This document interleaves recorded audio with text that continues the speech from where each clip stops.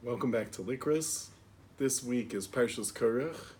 So we're going to work on Parshas Korach. Parshas Korach is a little bit of a difficult parsha. It's amazing somebody, an intelligent person, should be able to get a crowd and try to fight against Moshe Rabbeinu, Moses himself. Let's see what the Maor Vashemesh is going to work on here over here. V'yikach Korach, Perish Rashi, Parshas Yofen Dreshes, B'Medrash Rabbi Tanchuma. We're going to learn Medrash today. Rashi quotes a Medrash. Ben Yitzhar ben Kos ben Levi. Pasuk says Korach is the son of somebody named Yitzhar. He's the grandson of someone named Kos. He's the great-grandson of Levi. Velo Hisker ben Yaakov. It doesn't go back one more generation to Yaakovinu. Why not? Rashi wants to know. Shebikesh Yaakov rachmi amatzol shlo yizocher shmo machlokson. Because Yaakovinu offered a prayer that when this event in the future should happen, his name should not be mentioned. It's hinted in Pasuk and Bereshis. Ask the Maor Vashemesh, it's hard to understand. Why does Yaakov not want his name mentioned here? If he doesn't want his name, he should also be concerned about his son's name, Levi. His grandson, V'yitzar, his great-grandson, why is Yaakov only worried about his own name, nobody else's name? What's it mean? We're going to make a step to get there. Mishnah Yudzayin Perek Hey and Ovis. This is what the Mishnah says. Any machlokis that's really for a true purpose of the Shem Shamayim will stand. A machlokis, a disagreement that's really to honor Hashem, really for Hashem's glory, then that machlokas will stand. Eizu machlokas Shem Shamayim. What's an example? Su machlokas Hillel v'Shamayim. This is the two Tanoim Hillel v'Shamayim. Continues the Mishnah. Shein l'Shem Shamayim, and machlokas, a disagreement that's not l'Shem Shamayim. Su machlokas Korach v'Kol Adaso. It's Korach and the group that was with him. That's the quote of the Mishnah. V'inei yidu l'kol divrei admor ish Elokim. The Rebbe Elimelech v'Sefer Noam Elimelech. We're quoting now the Sefer Noam Elimelech, what the Rebbe of the Maor Vashemesh.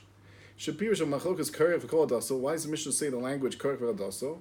Shediktev in the Mishnah now shomru zal she'enim Shem Shamayim zu Korach v'Kol Adaso havalei l'meim she'enim Shem Shamayim zu machlokas Korach and Moshe v'Aaron. Really, what it should have said, it would seem, is Korach, who he's against Moshe and Aaron. Should what the Mishnah saying doesn't say that. It says Korach with his group, and it doesn't mention Moshe and Aaron. Umafarish hu zal, and the Rebbe Elimelech explains she'Korach hayacholek im Adaso. Korach and his group had their own arguments. They really hated each other. Each one wanted to be the leader. They made a temporary peace agreement between themselves.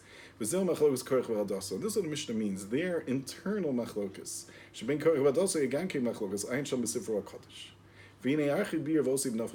I want to take this one step further, says the Maor Vashemesh. The Mishnah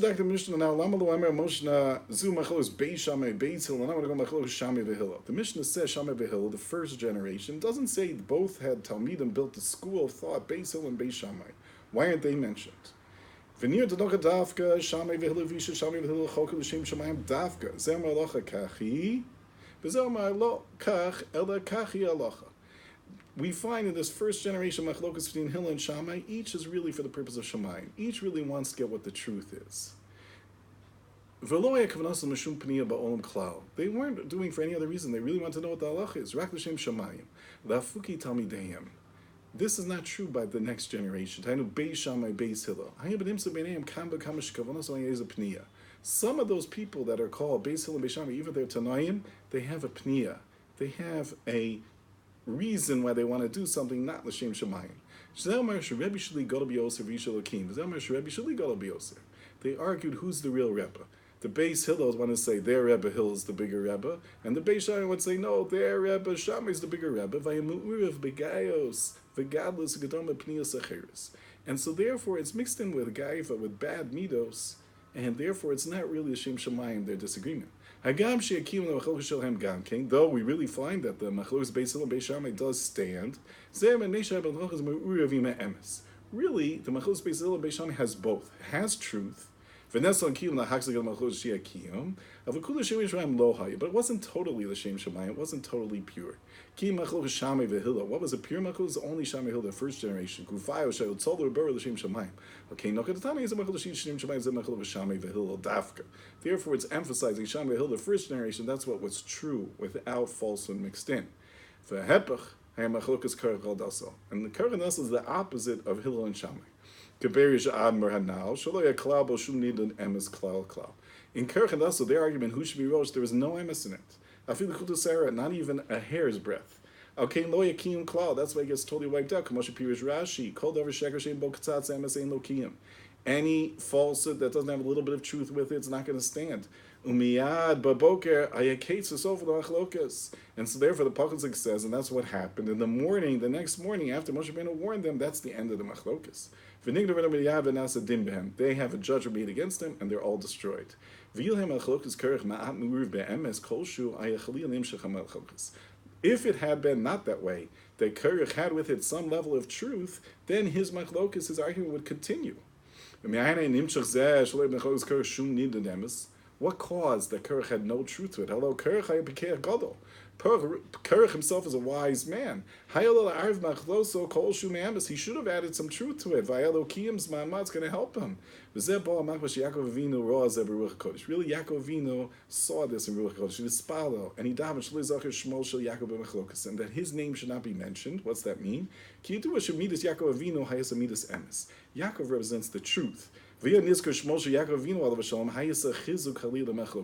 will be an aspect of truth mixed in, and that's going to make the machlokas last longer. Yaakov's asking for rachamim. There's name there's not a little bit of truth. And